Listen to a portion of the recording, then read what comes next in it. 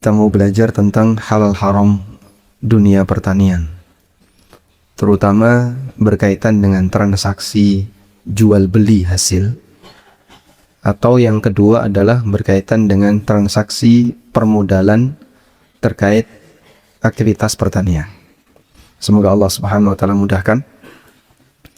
Terlebih dahulu kita akan membaca beberapa hadis yang membahas tentang itu. Di antaranya yang pertama adalah hadis dari Anas bin Malik radhiyallahu anhu. Anna Rasulullah sallallahu alaihi wasallam naha an bai'ith thimar hatta tuzhiya. Qila wa ma tuzhi? Qala hatta tahmarra. Qala Rasulullah sallallahu alaihi wasallam ara'aita idza mana Allahu thamrata bima ya'khudhu ahadukum mala akhihi. Kata Anas bin Malik, Rasulullah sallallahu alaihi wasallam melarang jual beli buah-buahan hatta tuzhiya, sampai buah itu mengalami zuhu. Lalu para sahabat bertanya, wa ma tuzhi? Kapan buah-buahan itu mengalami zuhu? Qala, kata Nabi sallallahu alaihi wasallam, hatta tahmarra, sampai warnanya sudah memerah. Lalu Rasulullah sallallahu alaihi wasallam mengatakan, ara'aita idza mana Allahu thamrah? Bagaimana kalau gagal panen? Bima ya'khudhu ahadukum mala akhihi? Dengan alasan apa orang itu mengambil harta saudaranya? Hadis ini sahih riwayat Bukhari Muslim. Baik, disimpan dulu hadisnya. Kita beralih ke hadis yang kedua. Ani bin Umar radhiyallahu anhuma qal, dari Ibnu Umar radhiyallahu anhuma, beliau menceritakan, kunna nashtari ta'ama minar rukban jizafan. Kami dulu membeli makanan dari Ar-Rukban, rombongan kafilah dagang. Jizafan dengan sistem jizaf. Jizaf itu borongan. Jadi kalau ada orang bawa gerobak, ya, terus isinya gandum atau kurma atau apa, wis tak borong. Nah, borongan berarti tidak ditakar, tapi berdasarkan apa yang dilihat. Fanahana Rasulullah sallallahu alaihi wasallam an nabi'ahu hatta nangkulahu min makani. Lalu Rasulullah sallallahu alaihi wasallam melarang kami untuk menjualnya kembali sampai kami memindahkannya dari tempat kami membelinya. Jadi kalau misalnya belinya di Condong, maka jangan dijual di Condong, pindahkan dulu ke Sumber. Nah, pindahkan ke Sumberjo, baru boleh dijual di tempat yang lain. Sehingga tidak boleh dijual di tempat yang sama makanan itu dibeli. Hadis ini sahih riwayat Muslim. Kemudian hadis yang ketiga. Hadis dari sahabat Jabir bin Abdullah. Dalam hadis sahabat Jabir bin Abdullah, di situ ada keterangan tentang bagaimana metode transaksi kerjasama dalam tanam tanam buah-buahan di zaman sebelum dilarang oleh Nabi SAW, di zaman jahiliyah dulu. Kata Jabir bin Abdullah, innama kana an-nasu yu'ajiruna ala ahdi Rasulillah SAW bima 'alal madhiyanat wa iqbalil jadawil wa asya'a minaz zar'i fayahlaku hadha wa yaslamu hadha wa yaslamu hadha wa yahlaku hadha wa lam yakun linnasi kira'un illa hadha falidzalika zajara anhu. Dulu di zaman Nabi sallallahu alaihi wasallam ada orang yang menyewakan tanah atau kerjasama mengelola lahan dengan cara bagi hasil berdasarkan posisi. Posisinya aja al-madhiyanat wa iqbal jadawil. Posisi di area madhiyanat. Madhiyanat itu area yang terkena aliran sungai, aliran selokan. Wa iqbal jadawil, dan area tempat keluar masuknya air. Sawah ya. Ini air masuk, di sini air keluar. Ini ada selokan. Terus di samping selokan ini ada sawah. Terbayang ya, Pak? Nah, di sini ada selokan, ada air masuk, ada air keluar. Area yang dekat dengan air masuk ini namanya al-madhiyanat. Dan area yang dekat dengan keluar masuknya air Ini namanya akbal jadawil. Wa asya aminazar atau jenis tanaman tertentu. Ini misalnya tumpang sari, lombok karo kacang. Biasanya ini digabung apa Pak? Lombok sama kubis. Jadi lombok, kanan kirinya kubis. Ya. Yang punya lahan hasil lombok. Sehingga Arab kubis.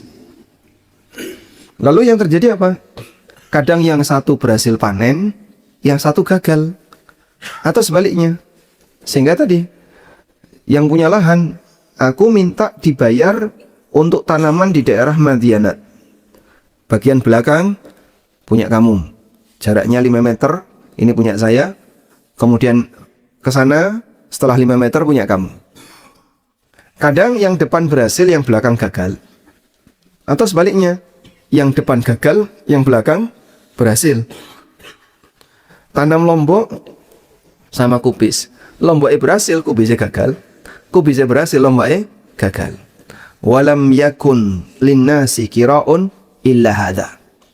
Dan ketika itu manusia tidak punya sistem untuk transaksi berkaitan dengan pengelolaan lahan kecuali dengan model seperti ini.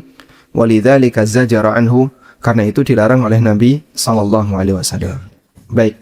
Dari 3 hadis ini nanti kita akan kembangkan jadi banyak sekali turunan hukum. Semoga pagi ini Anda tidak ngantuk sehingga bisa mendapatkan manfaat, dan nanti kita diskusi dengan kasus yang ada di daerah Dieng dan kanan kirinya. Baik.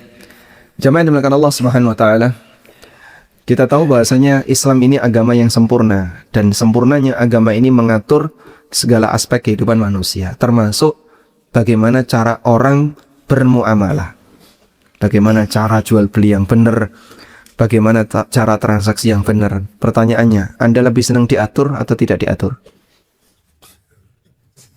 Oke? Coba Bapak yang di paling ujung. Lu senang diatur nopo buatan diatur? Diatur. Diaturi. Diaturi lenggange. Lebih senang diatur, alhamdulillah. Karena ada sebagian orang yang kadang dia merasa risih. Apa kok orang itu, apa ora oleh. Gini ra oleh. Sehingga dia ketika diatur itu terasa keberatan. Syariat mengatur seperti ini tujuannya biar orang itu tidak saling mendolimi dan tidak ada pihak yang dirugikan sementara pihak yang lain diuntungkan. Sehingga ada aturan itu, Allah yang memberi, tujuannya untuk kemaslahatan hamba. Artinya, apakah ketika Allah membuat aturan, Allah punya kepentingan, Pak? Punya kepentingan enggak? Ada urusan apa Allah di situ? Tidak ada.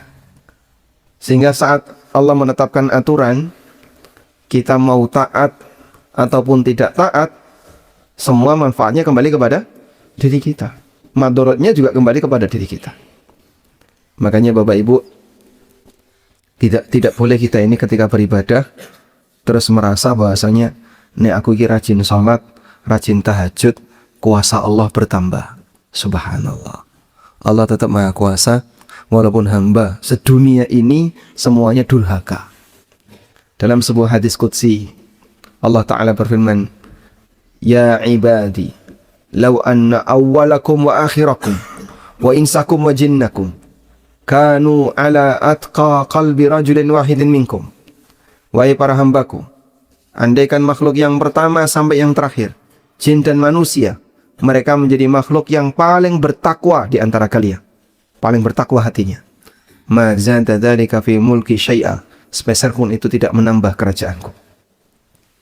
Lau anna awwalakum wa akhirakum wa insakum wa jinnakum, andaikan makhluk yang pertama sampai yang terakhir, jin dan manusia, kanu ala afjari qalbi rajulin wahidin minkum, mereka menjadi makhluk yang paling jahat hatinya, yang paling jahat hatinya. Andaikan semua manusia ini Fir'aun semua, ma naqasa dzalika fi mulki syai'a, sepeser pun itu tidak mengurangi kerajaanku.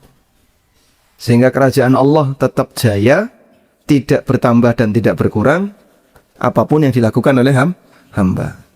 Jadi jangan jadi wong takwa, jadi wong durhaka, siapapun manusia di alam ini, tidak akan menambah dan mengurangi kerajaan dan kuasa Allah Subhanahu wa taala. Baik. Selanjutnya, dalam masalah bermuamalah yang dilarang itu apa saja, Pak? Nah, kalau dalam bermuamalah caranya itu begini. Fahami yang dilarang, yang nggak boleh apa saja, sisanya halal.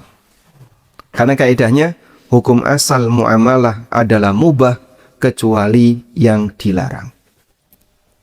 Sehingga pahami yang dilarang, sisanya halal. Baik, sekarang yang dilarang itu apa saja? Pertama yang dilarang adalah yang mengandung riba. Baik. Yang kedua, gharar yang besar. Yang ketiga, ada unsur kezaliman. 3 ini faktor utama yang menyebabkan transaksi itu dilarang. Bisa diulang, Pak? Pertama apa tadi? Riba. Yang kedua, gharar yang besar. Yang ketiga, mengandung unsur kezaliman. Kalau ada 3 ini, maka transaksi itu dilarang. Nah, sekarang coba kita bahas yang riba terlebih dahulu. Kira-kira contoh riba di dunia pertanian itu apa? Rasulullah SAW pernah mengatakan, la yahillu salafun wa bai', tidak halal utang digabung dengan jual beli. Utang digabung dengan jual beli itu seperti ini. Aku gelem ngutangi awakmu, tapi syaratnya kowe kudu tuku ning tokoku. Saya mau ngutangi kamu, tapi dengan syarat kamu harus belanja di toko saya. Atau syaratnya kalau kamu panen wajib dijual ke tempat saya. Jadi contoh, Bapak mau tanam apa, Pak? Lombok, kentang, wortel, atau yang lainnya. Butuh modal buatan, butuh modal. Wes tak kei utang, ya. 5 juta, 5 juta, 5 juta. Nanti nggak usah ada tambahan. Jadi utang 5 juta, balik 5 juta. Wes rasa ditambahi. Utang 5 juta, balik 5 juta. Berarti riba nggak? Tidak, karena tidak ada tambahan. Tapi ada syaratnya. Nanti nek panen kentang, panen wortel, kudu store di tempat saya, jual di tempat saya. Panen tomat, jual di tempat saya. Berarti di situ ada utang yang disyaratkan jual beli. Utang yang disyaratkan dengan jual beli oleh Nabi SAW dilarang. La yahillu salafun wa bai'.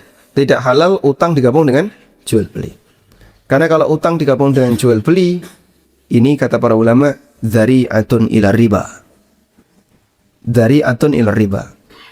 Termasuk perbuatan yang menjadi sarana terjadinya riba. Sehingga orang yang memberi utang tadi berpeluang mendapatkan manfaat dari praktek transaksi jual beli tersebut.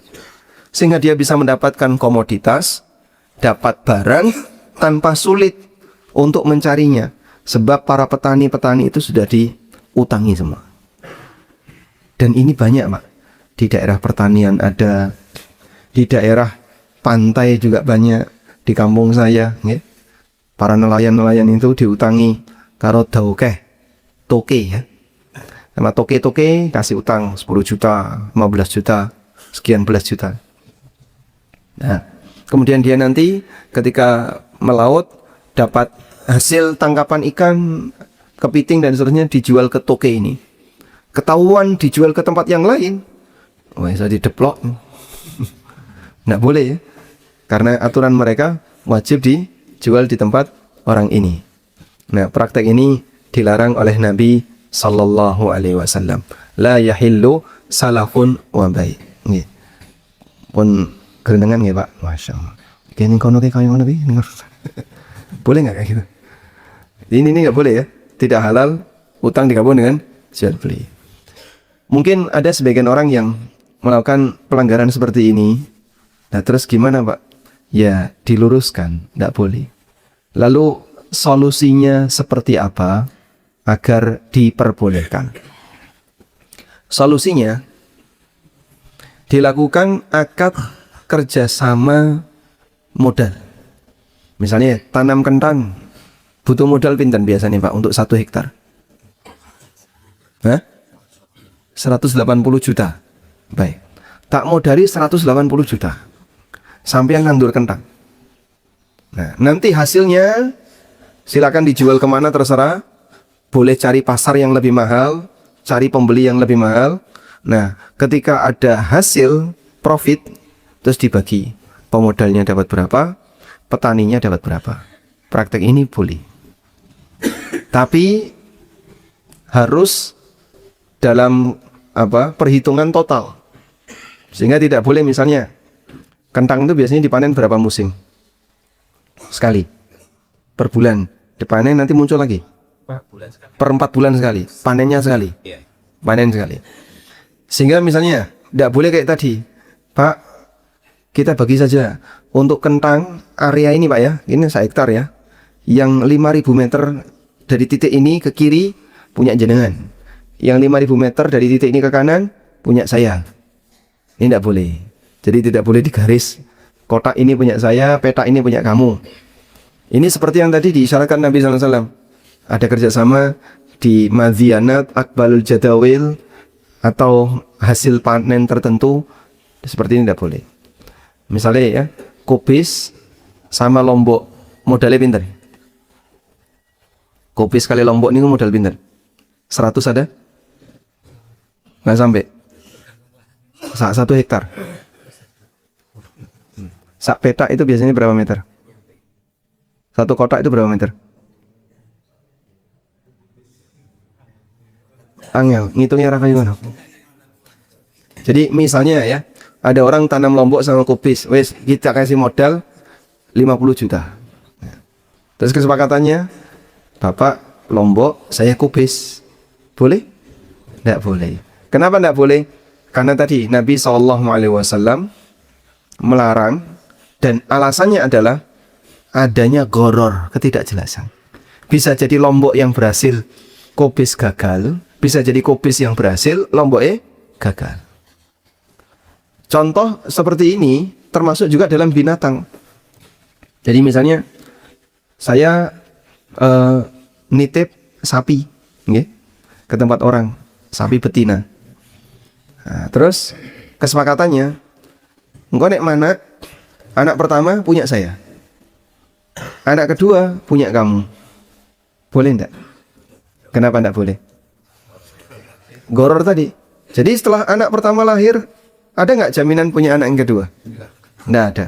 Iya nek mana? Nek cerai gimana? Makanya seperti ini tidak diperkenankan karena bisa memicu terjadinya goror. Sehingga kerjasama dalam lahan pertanian hukumnya boleh asal total perhitungannya. Dihitung total, badi piro, untung berapa, nah kemudian hasilnya dibagi. Itulah cara yang diajarkan Nabi Sallallahu Alaihi Wasallam. Baik. Selanjutnya, permasalahan yang kedua adalah goror dalam transaksi. Goror dalam transaksi dalam dunia pertanian ini cukup banyak. Terutama tadi dalam hadis Anas adalah berkaitan dengan nebas hasil pertanian.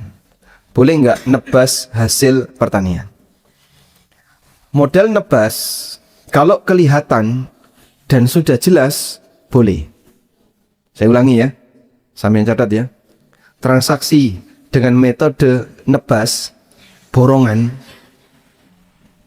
dengan kondisi barangnya kelihatan dan jelas, hukumnya boleh. Jadi misalnya ada orang bawa kentang 1 mobil, sak kolbak nih kongi. Terus ketika mau ke pasar dihadang sama tengkulak. Wis rasane yang pasar kentangmu tak tuku. Sak mobil langsung dibeli. Itu kan kelihatan Pak ya? Kelihatan enggak? Kelihatan karena di atas mobil, di atas baknya mobil. Kelihatan, diukur, ya kira-kira ini beratnya sekian. Langsung dibeli. Dengan harga saling ridho. Boleh. Kenapa? Karena barangnya jelas. Termasuk misalnya pohon mangga. Kemudian buahnya sudah besar, siap panen. Wis kita tuku tak tebas. Boleh. Padi juga sama. Sudah kematak ya. Kemudian sudah muncul siap untuk panen. Terus ditebas. Boleh. Dan seperti ini di zaman Nabi SAW sudah ada. Namanya jual beli dengan metode jizafan, dengan metode jizaf. Metode jizaf berarti metode tebasan atau borongan. Selanjutnya muncul pertanyaan, boleh nggak jual beli dengan sistem tebas untuk yang belum jelas? Nah, yang belum jelas ini ada dua. Satu, belum jelas karena waktu. Belum jelas karena waktu. Belum jelas karena waktu itu panennya masih lama. Contohnya Pak, ada mangga masih kecil-kecil. Ini dipanen kapan? Ya kira-kira 3 bulan lagi. Tak tebas saya. Pelemmu tak tebas karena banyak calon buahnya masih kecil-kecil, nggih. Terus ditebas pelemnya tadi. Langsung dibayar 2 juta di depan satu pohon. Dibayar 2 juta di depan satu pohon. Padahal panennya masih 3 bulan lagi. Ini dilarang oleh Nabi SAW. Sebagaimana keterangan dari Anas, naha an bai'i thimar hatta tuzhiya. Nabi SAW melarang jual beli buah-buahan sampai layak panen. Kapan layak panen? Ya, kalau sudah memerah. Memerah itu untuk kurma. Jadi kurma dulu kalau masih kuning atau hijau belum boleh ditransaksikan. Tunggu setelah agak merah baru boleh ditransaksikan. Sudah? Nah, kalau sudah layak panen baru boleh. Kalau belum layak panen masih 3 bulan, masih 4 bulan, tidak boleh. Karena belum layak panen. Sudah? Selanjutnya, bagaimana kalau tidak jelasnya itu? Kalau tadi kan tidak jelasnya berdasarkan apa? Waktu. Sekarang yang kedua, tidak jelasnya karena tidak kelihatan. Tapi waktunya jelas. Contohnya kentang, wortel, kacang, telo, dan seterusnya. Sehingga boleh nggak Pak nebas kentang? Tanahnya sekian hektar, sudah layak untuk dipanen, terus dijual dengan sistem tebas. Berkaitan dengan hal ini, ulama berbeda pendapat. Di sini saya bacakan keterangan yang disampaikan oleh Syekhul Islam dalam Majmu' Fatawa. Beliau menyampaikan, untuk transaksi tebas lobak kan di bawah ya Pak, seperti sayur lobak atau bawang atau yang lainnya, yang dia tumbuhnya di bawah. Fafihi qaulani lil ulama, ada 2 pendapat ulama dalam masalah ini. Yang pertama, annahu la yajuzu, hukumnya enggak boleh. Dan ini pendapat yang masyhur dalam mazhab Syafi'iyah dan mazhab Hambali dan mazhab yang lain. Qalu, mereka beralasan, li'anna hadhil a'yan ghaibah, karena barang-barangnya itu enggak kelihatan, dia berada di dalam tanah. Walam tusaf, dan tidak bisa dijelaskan sifatnya. Fala yajuzu bai'uha ka ghairiha minal a'yanil ghaibah, maka tidak boleh dijual sebagaimana benda yang lain yang gaib, yang tidak kelihatan. Dan ini masuk dalam larangan Nabi SAW terkait transaksi gharar. Ini masuk dalam larangan Nabi SAW terkait transaksi yang gharar. Jadi karena mengandung gharar, tidak boleh. Ini pendapat pertama. Wathani, pendapat yang kedua, anna dzalika jaiz, hukum praktek seperti ini boleh. Dan di antara pendapat yang membolehkan ini adalah pendapat para ulama Malikiyah. Dan ini pendapat Imam Ahmad dalam salah satu riwayat. Lalu kata Syekhul Islam, wa huwa shawab, dan ini pendapat yang lebih kuat, liwujuhin, karena beberapa alasan. Nah, kemudian beliau menyampaikan beberapa alasan. Sehingga nebas kentang itu boleh, nebas wortel boleh, kacang, kemudian bawang yang semuanya berada di dalam tanah, hukumnya boleh. Lalu beliau menjelaskan kenapa kok boleh. Pertama, kalaupun ada gharar, ketidakjelasan, namun ghararnya itu kecil. Sebab ini bisa dilakukan dengan cara sampling, dengan cara contoh ya. Jadi misalnya kentangmu tak tebas, lalu nyabut kentang sebelah kanan, kiri, tengah, belakang di beberapa titik. Oh, kok kira-kira ukurannya podo. Nah, ketika yakin ukurannya podo, dah, sekarang saya beli. Berarti kan kurang lebih kanan kirinya ukurannya sama. Modal seperti ini boleh. Dan kata beliau, ahlul khibrah yastadilluna bima yadharu min waraqah. Orang yang punya keahlian dalam hal ini, mereka bisa mengukur berdasarkan daun yang ada di permukaan. Sehingga daunnya saja itu bisa jadi indikator. Oh, nek godhonge kaya ngene, biasanya isine kaya ngono. Kalau daunnya seperti ini, biasanya bawahnya seperti ini. Itu bisa dipakai untuk alat memperhitungkan berapa kira-kira nilainya.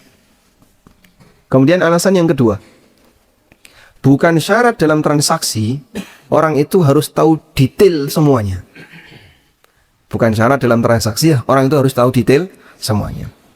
Sehingga orang bisa merasa ridho ketika tahu sebagian, kemudian mau melakukan akad, itu sudah cukup. Jadi misalnya, Bapak melakukan jual beli HP bekas. HP bekas ya, dicek, tak tuku HP-mu, terus dicek. Nah, saat dicek itu dibongkar enggak Pak? Dibongkar Pak? Tidak, kenapa tidak dibongkar? Langsung dihidupkan, terus dicek. Oh, sudah memenuhi standar ISO, ISO telepon, ISO WA, ISO SMS. Terus dibeli. Boleh nggak kayak gitu? Boleh, karena sudah masuk kategori transaksi yang jelas. Walaupun ada sisi ketidakjelasan, namun sisi ketidakjelasannya kecil, sehingga tidak diperhitungkan. Sebab gharar yang kecil itu hukumnya boleh. Baik, kesimpulannya bahwa berkaitan dengan nebas tadi, untuk yang masih berada di bawah tanah, ada dua pendapat ulama, dan wallahu alam secara pribadi saya setuju dengan pendapat yang mengatakan hukumnya boleh, karena ghararnya kecil, dengan syarat ya, satu, sudah layak dipanen. Kalau belum layak dipanen, misalnya ini, tak tebas, kapan kentangnya panen? 3 bulan lagi, belum boleh. Ini jangankan yang di dalam tanah, yang di atas saja tidak boleh. Yang kedua, harus diperhitungkan oleh ahlinya, sehingga orang bisa memperkirakan kira-kira berapa hasilnya. Tapi kalau yang ngitung belum bisa, wah kita nggak punya pengalaman nih kalau ngitung kayak ngono, ya berarti nanti gorornya jadi besar. Nah, makanya misalnya ya, dihitung, ya ini kira-kira ketemu 5 kintal plus minus 3 kintal. Ya gedenan plus minusnya. Nah, terus yang benar gimana? 5 kintal plus minus 10 kilo. Nah, itu bisa. Buatan enten. Kok buatan saged? Nggak bakalan mungkin. Biasanya yang mungkin berapa? Sering. Ya. Kemarin kayak penebas yang zong, Pak. Penebas yang zong. Taksirannya 5 ton, dapatnya 2. Masya Allah, jauh sekali. Taksiran 5 ton dapatnya 2,5 ton. Jauh sekali. Terus? Sulit, memang sulit. Hah? Kenapa?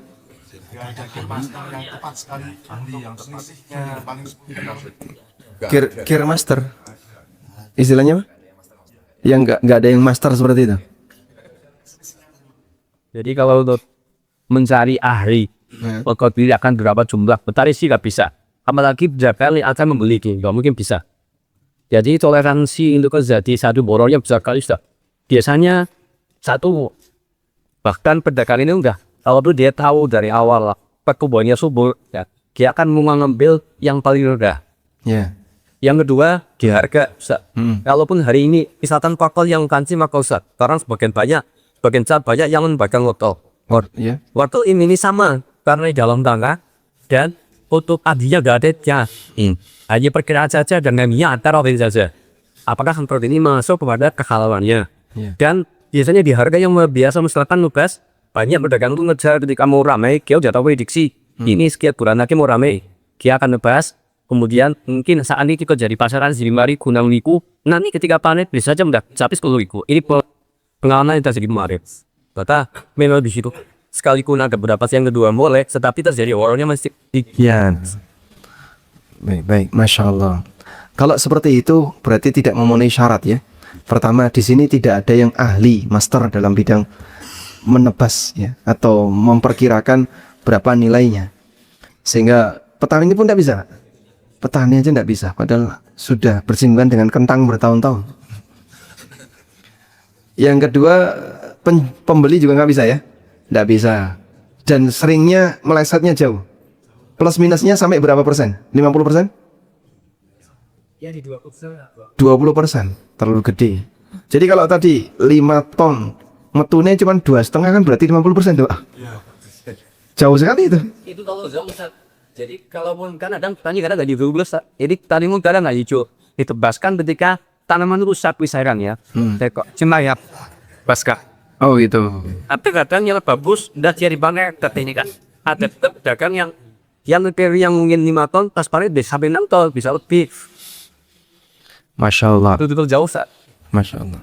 Baik, ini seharusnya pedagangnya juga dikumpulkan sehingga kita perlu ngaji bareng. Nek koyong ini dilarang. Nah mungkin ada pertanyaan tadi ya.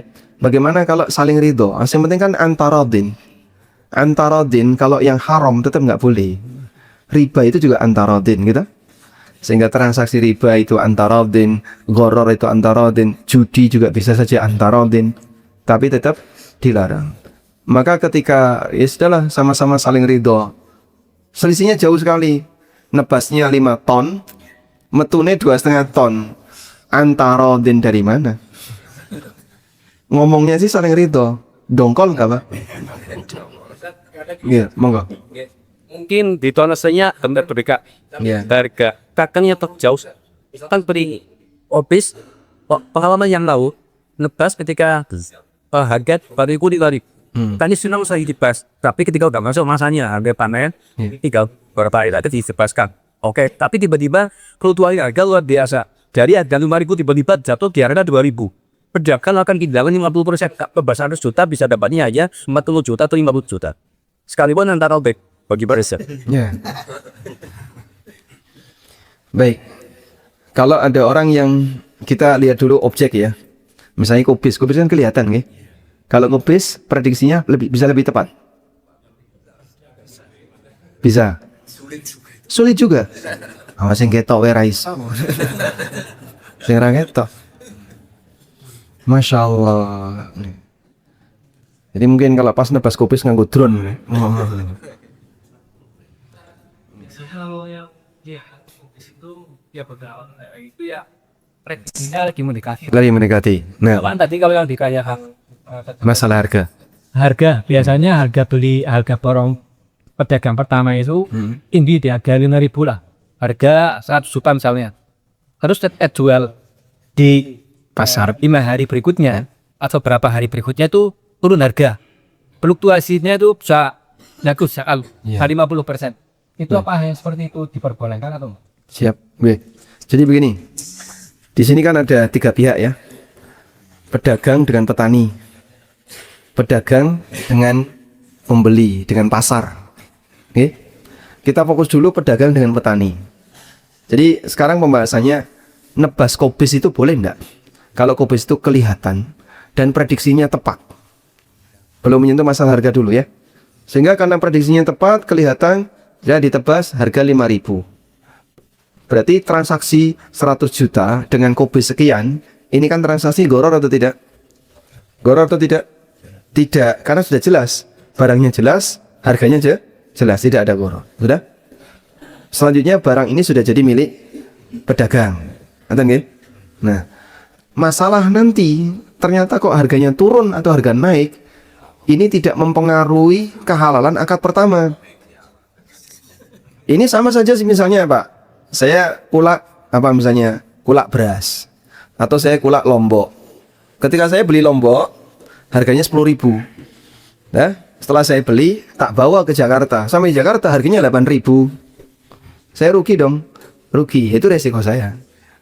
Itu resiko saya. Sehingga yang seperti ini kaitannya dengan takdir kedua. Ya wis, iki bejamu, ya. Kowe rugi karena Allah takdirkan harganya turun. Sebagaimana pula bisa jadi Allah takdirkan harganya naik. Itu berlaku di semua komoditas. Masalahnya dulu Hah? tetap baru gini. Kalau pedagang petani menjualnya di harga ketika mungkin standar ya. Standar 5.000 misalnya. Ketika dijual tiba-tiba harganya 2 kali. Lah ini tuh lo Ustaz tadi udah beri itu Ustaz. Berapa yo? Wiki. Ayo dik. Ya, petaninya kelurung. Anek kelurung gelo ya. Gelo itu bahasa Indonesia apa, Pak? Nyesel. Nyesel.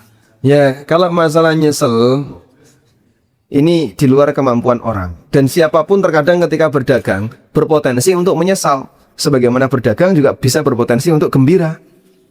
Alhamdulillah wis tak dol. Coba kalau belum saya jual. Coba Bapak lihat ya. Pedagang emas sekarang itu kelurung. Nyesel. Mereka itu mencari emas di harga 3 juta ke atas. Dulu kan emas sempat naik ya. Pas awal-awal perang Amerika karo Iran kayak. Emas sampai harga 3, sekian. Itu banyak yang nyari, bahkan barangnya kosong. Begitu wis bosen nyimpen emas, sekarang medun tinggal 2, sekian. Orang sampai kehilangan selisih harga emas itu 1 jutaan. Dan yang punya emas kemarin ya, waktu mahal itu juga kelurung. Kenapa kemarin nggak saya jual waktu harganya 3 jutaan? Udah nyimpen, Pak. Sekarang harganya tinggal 2,5 atau 2,6. 2,6 itu paling mahalnya. Itu nyesel dia, kenapa nggak saya jual kemarin? Nah, yang kayak gini tidak mempengaruhi kehalalan akad, karena ini kan di luar pengetahuan manusia. Maka yang perlu diperhatikan di sini adalah antara penjual dengan petani. Kalau nebasnya itu bisa diprediksi jelas, ya. Sehingga misalnya prediksi ketemu 1 ton plus minus 10 kilo plus minus 20 kilo. Hah? Boleh. Jadi kira-kira kalau kubis Pak, plus minusnya pinten? Kubis. Kalau 1 ton itu plus minus berapa?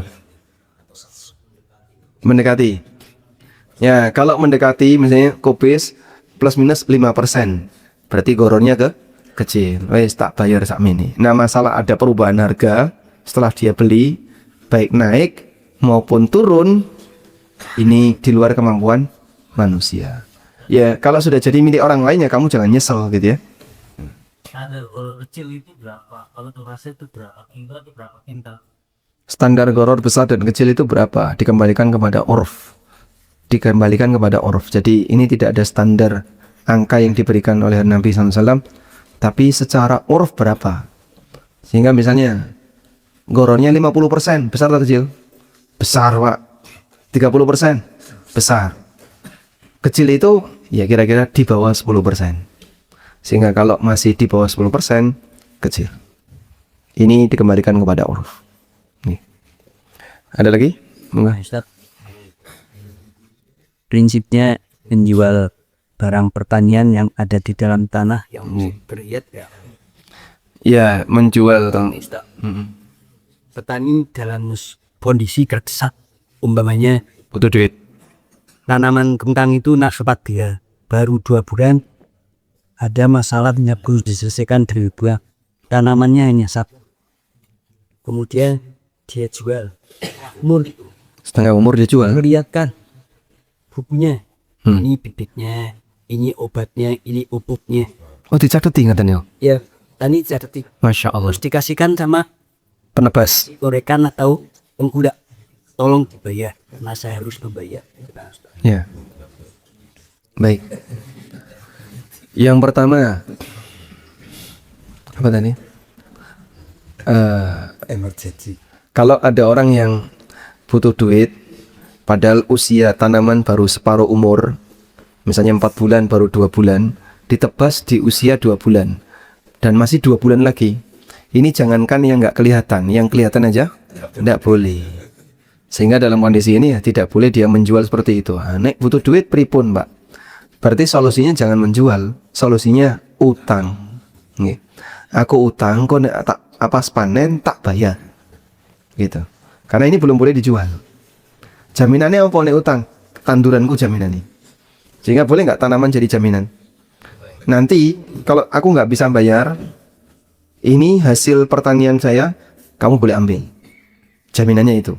Jadi jaminannya, sehingga ini dijadikan sebagai alat bayar nanti kalau sekiranya sudah panen. Begitu, Pak. Karena kalau menjual baru separuh umur ya masih terlalu jauh. Dan tadi untuk menjual tanaman yang berada di dalam tanah tidak boleh, karena nebas saja jenengan yang sudah bertahun-tahun bersinggungan dengan itu tidak bisa, apalagi yang cuman pembeli, penebas yang kadang mereka juga tidak lebih berpengalaman daripada petani. Karena itu mengingat ini tidak boleh, berarti tunggu diambil dulu baru dijual. Pun cekap?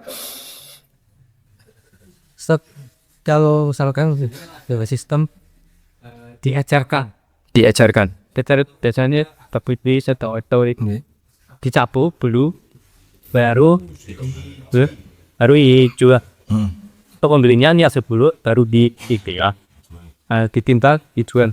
Iya. Nah itu kira-kira seperti apa seharusnya? Biasanya kalau di sini ada palasinya sekitaran. Palasi itu apa? Potongan. Iya. Atau harusnya seperti apa? Iya. Jadi misalnya timbangannya ketemu 5 kintal, potongannya 10%. Sehingga dihitung jadi 4,5 gitu ya. Kalau seperti itu kembali ke kesepakatan. Sehingga kalau sudah jelas, sudah diambil, terus ditimbang, ketemu dari timbangan ini 10 kintal. Diajar ya, berarti kan jualannya ajaran. Ketemu 10 kintal. Terus ada palasinya, dikurangi 10%. Sekian persen. Boleh. Ya, mungkin perhitungannya kan tanahnya, kemudian basahnya, kadar air, lalu apa lagi ya biasanya? Mungkin rumput, lumut, dan seterusnya. BS ya. Terus dipotong 10%. Silahkan. Boleh. Seperti ini kembali kepada kesepakatan. Jangankan seperti itu, Pak. Yang sudah jelas misalnya baju ya. Ini regane piro? Bajunya 300.000. Buat kayak diskon 50. Ya boleh aja 250 kan. Itu kan masalah kesepakatan. Sehingga potongan-potongan seperti ini, baik potongan harga, potongan timbangan, hukumnya boleh. Nimbang 5 kintal, ya ini dihitung saja 4,5 kintal. Boleh. Potongan 10%. Nggih. Terakhir Ustaz. Alhamdulillah terakhir. Punya Ustaz, tadi juga boleh menggabungkan antara petani dengan jual beli barang tadi ya. Kasusnya di tengah masyarakat masih ada mungkin ada petani yang butuh pembiayaan ya, artinya butuh utang pada pedagang. Dan memang otomatis ini udah pembungsa. Pedagangnya nanti akan mengharapkan hasil dari panennya. Penjualan itu panitia. Jadi kalau mungkin ada penggabungan, bagaimana solusi Ustaz? Ketika mungkin harganya masalah, jadi enggak kemudian sudah mengambil dulu lebih banyak. Umumnya di harga 12.000, ini karena hutan dengan saya harganya 11. Ya mungkin nggak masuk yang putih. Bagaimana kalau harganya sama? Lo nih barista, dagangnya udah ngasihkan lo petani. Ya, berarti dia nggak membalikan usaha untuk pegang-pegang yang lain dan sebagainya. Tapi bagaimana kalau dikuyamkan kedua belah pihak? Pedagangnya juga uangnya kembali. Tadinya benarnya membalikan, tapi memang dari barang tadi, Ustaz. Misalkan dengan harga yang standar dengan yang lain, kalau mungkin dia kok harganya di bawahnya, silahkan jual pada orang lain yang uangnya kembali. Iya. Kalau disyaratkan ya, itu tidak boleh. Jadi yang dimaksud tadi, la yahindu salafun wa bai', tidak halal utang digabung dengan jual beli. Ini jika kejadiannya disyaratkan. Aku ngutangi awakmu, syaratnya barangmu kudu dijual ke tempat saya. Baik harganya normal maupun harganya tidak normal. Kalau harganya normal, tidak boleh juga. Harganya tidak normal, lebih tidak boleh.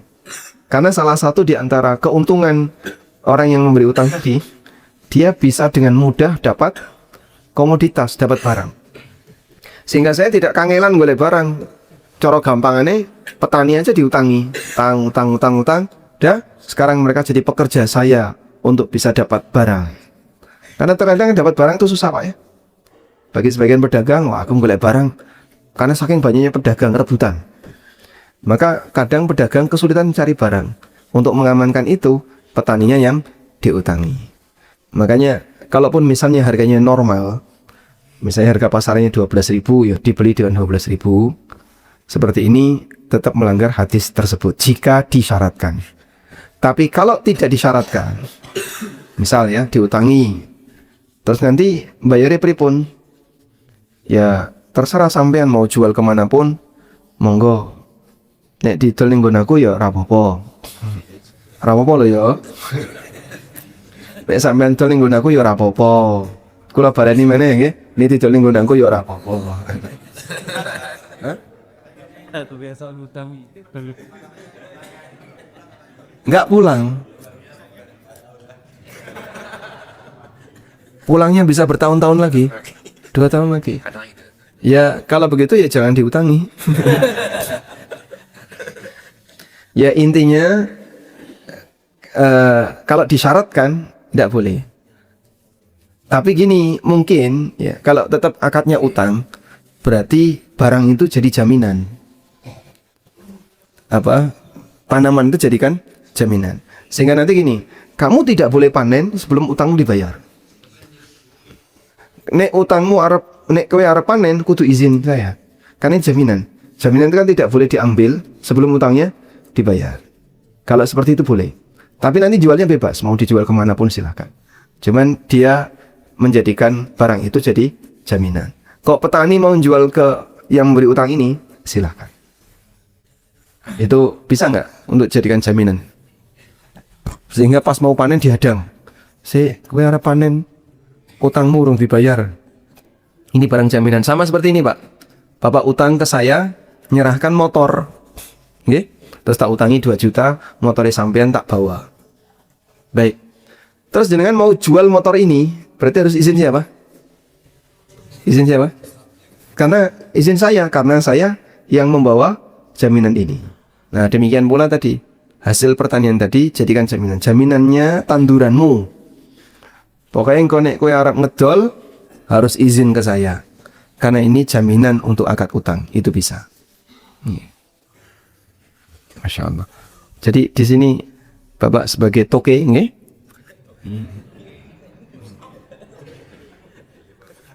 Pedagang kenang, tapi nggak toke.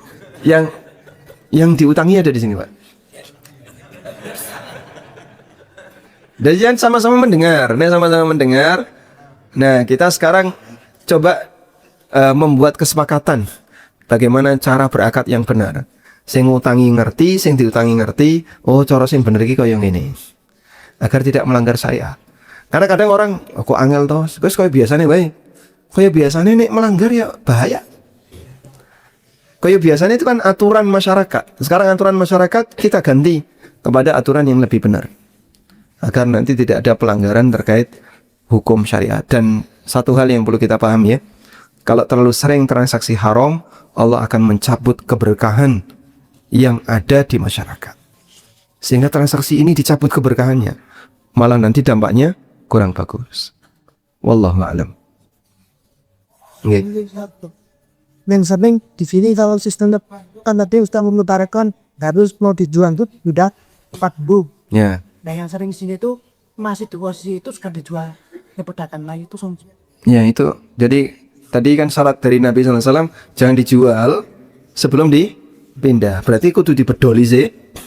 Ya, misalnya nebas ya. Nebas word kopis yang kelihatan ya.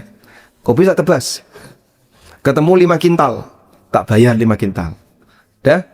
Sekarang belum dipanen sudah dijual lagi ke orang lain. Hadisnya cukup jelas tadi. Hadis riwayat Bukhari Muslim atau hadis riwayat Muslim ya. Fanahana Rasulullah SAW an nabi'ahu hatta nanqulahu min makani. Nabi SAW melarang kita untuk menjual kembali sampai kita pindahkan dari tempatnya. Nah, turun dipanen wis didol meneh. Betapa banyaknya para pedagang yang berdosa. Makanya Nabi SAW pernah mengatakan, ya ma'syarat tujjar, antumul fujjar. At-tujjar humul fujjar. Tujjar itu artinya apa?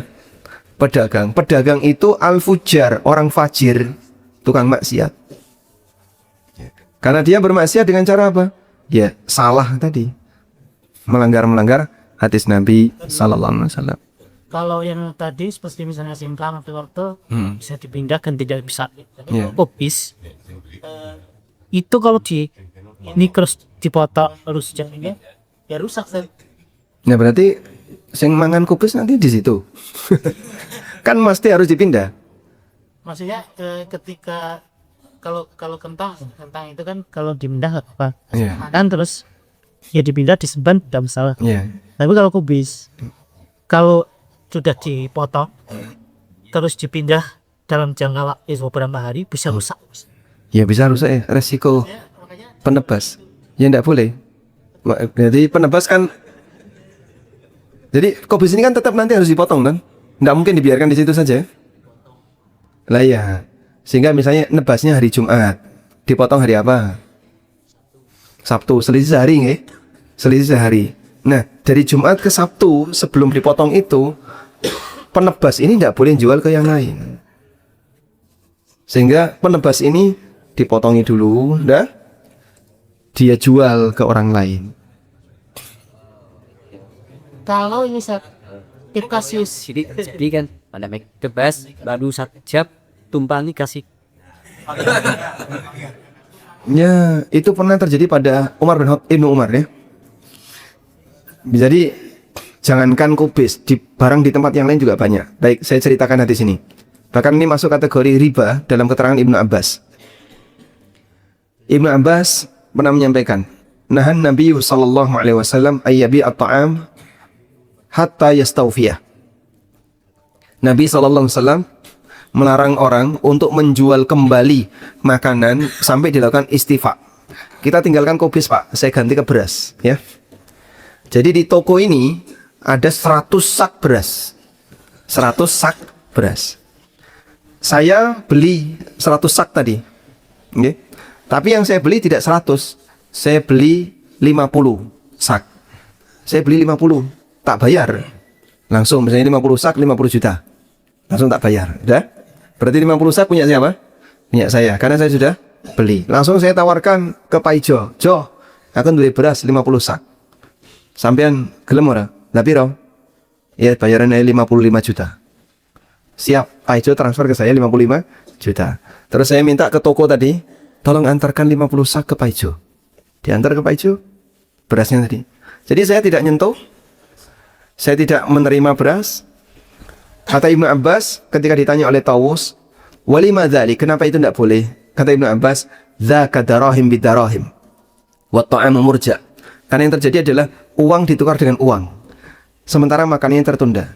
Sehingga Anda lihat, saya keluar 50 juta, masuk 55 juta. Sehingga seperti menukar 50, masuk 55. Sehingga nebas kubis tadi, anggaplah 100 juta. Terus tak tumpangi 110 juta. Berarti kan dia mengeluarkan 100 juta, dapat 110. Ini sama dengan metu 100, metu 110, tukar menukar uang yang ada kelebihan. Berarti dagang saja. Hah? Itu permasalahannya pedagangnya. Yang masalah di pedagangnya. Kalau petaninya tidak masalah. Jadi pedagang tidak boleh jual ulang sampai dipindahkan. kalau ini tadi ini petani ini istilahnya calo Makelar. calo. Ya. Biasanya kalau misalnya ya ini ya apa perantara itu mewakilkan saya jualkan asalnya tebasan kalau mau juga. Ya. Tapi nanti saya ngambil tuh misalnya saya jual 55 ke pedagang. Ya. Itu gimana sih? Boleh. Nah, ini solusi yang bagus. Alhamdulillah ya. Baik, coba kita dengerin solusinya ya. Disebutkan dalam hadis riwayat Bukhari. Solusi dan ada dalilnya. Imam Bukhari rahimahullah pernah mengatakan, Babu ajri samsarah, bab tentang upah makelaran.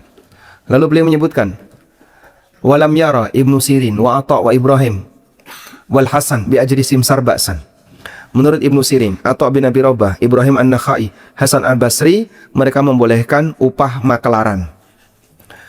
Lalu Imam Bukhari menyebutkan, wa qala Ibnu Abbas mengatakan, la ba'sa yaqula bi hadza fama zada ala kadza wa kadza fawala. Boleh saja seseorang menyampaikan kepada calo, kepada makelar, tolong jualkan kain ini. Ya, saya terima bersih 100. Fama zada ala dzalik fawala. Nanti kalau lebih dari 100 PN. Lebih dari 100 silahkan kamu bawa, itu punya kamu. Ini boleh. Ya? Nah, kalau model tebas tadi, si penebas ini mewakili petani. Dia izin ke petani, boleh nggak kubismu tak jualkan? Ya, tak jualkan. Kira-kira sampean ridho rego piro? Dihitung. Nah, penebas ini juga bantu ngitung. Iki ya metune sakmene 100 juta. Ya sudah, siap 100 juta. Baik. Nanti saya terima bersih 100 juta ya. Kemudian si calo tadi bilang, saya tak jualkan. Jika harganya lebih dari 100 juta, kelebihannya punya saya. Ya enggak apa-apa, yang penting, kata petani ya, yang penting aku nompo 100 juta. Nah, 1 jam ditumpangi, dapat 110 juta, 10 juta punyanya calo. Nah, posisi calo ini wakilnya petani. Jadi dia bukan beli dulu, tapi dia jadi wakilnya petani untuk menjualkan. Maka calo ini syaratnya, 1, harus dapat izin dari petani. 2, dia tidak boleh bayar ke petani. Karena kalau bayar berarti bukan wakil. Ya ini kaya ngono sampean barise 100 juta. Sudah? Nanti baru nyari ke orang lain. Nah, kalau seperti itu berarti bukan wakil itu namanya. Itu beli. Oke. Rata-rata itu Baik. mandiri, waktu calonnya itu mandiri. Calonnya bayari dulu. Akhirnya nanti nego sama petani, Ya. nanti nego lagi sama pedagang. Dagang. Iya, katanya. Supaya nanti ya nego sama petani misalkan gagal 10 juta. Nggih. Nanti calo ini dijual ke ayam Nego ke pedagang, nego ke petani 10 juta. Terus nego lagi ke pedagang 15 juta. Oke? Nah, apakah calo ini bayar ke petani? ya tak bayar. Nggak bayar. Berarti jadikan calo ini sebagai wakilnya petani. Ya caranya nek petani sudah dikasih izin, ya sampean dolno boleh. Sehingga dia boleh nego, ini nek tak jualkan, nek misalnya 10 juta mau ndak? Ya ora apa-apa. Nah, kemudian dia jualkan ke tempat yang lain laku 12. Boleh. Asal dia tidak bayar. Jadi 1, dapat izin dari petani. 2, dia tidak bayar. Tapi kalau dia bayar dulu, berarti dia bukan wakil. Calo rata-rata nggak bayar. Nggih. Saya bukan calo, Oh, nggih. pokoknya. Tapi ada dagang dari luar datang ke saya. Ya, Terus mau cari getah, nyari kentang. mau cari getah. Hmm. Terus saya telepon, ini yang punya kentang, kamu punya kentang? Ya. Ini ada orang yang mau beli, tapi saya mohon Kasih fee. Komisi. bayar komisi. Saya setiap kilo, per kilo, saya tambahan sekian. Iya. Boleh, Pak. Jadi sekarang Bapak jadi wakilnya pembeli. Kalau tadi kan wakilnya penjual. Sehingga ada pedagang nyari kentang. Nggih. Kalau kok tadi rodok gregeten. Melu dagang kentangnya ini. Sambil meluruskan bagaimana cara berdagang kentang ya. Jadi misalnya saya orang Jogja nyari kentang dindi ya. Pak, golekno kentang ya. Nah, berarti Bapak jadi wakil saya sebagai apa? Wakil pembeli. Terus nyarikan penjual. Nanti boleh dapat fee. Fee-nya boleh dari saya, boleh juga dari pembeli sesuai kesepakatan. Boleh jadi penjual. Mata. Alhamdulillah. Nggih nyuwun tolong ini disepakati bersama, dan bila perlu kajian seperti ini dibuka lebih luas lagi ya. Nanti bisa ngundang asatidzah yang lain untuk memberikan pengarahan tentang halal haram dalam muamalah dunia pertanian. Karena jamaah, kalau kemudian seperti ini banyak dilanggar, Allah akan mencabut keberkahan. Dan kita tidak menghendaki seperti itu terjadi. Nggih. Pun cekap. Ya, jenengan harus ke sawah ya. Biasanya ke sawah ngantornya jam berapa? Jam 7. Sekarang sudah jam 6:15. Wassallallahu ala nabiyyina Muhammadin wa ala alihi wa sahbihi wasallam. Wa akhiru da'wana alhamdulillahi rabbil alamin. Wassalamualaikum warahmatullahi wabarakatuh.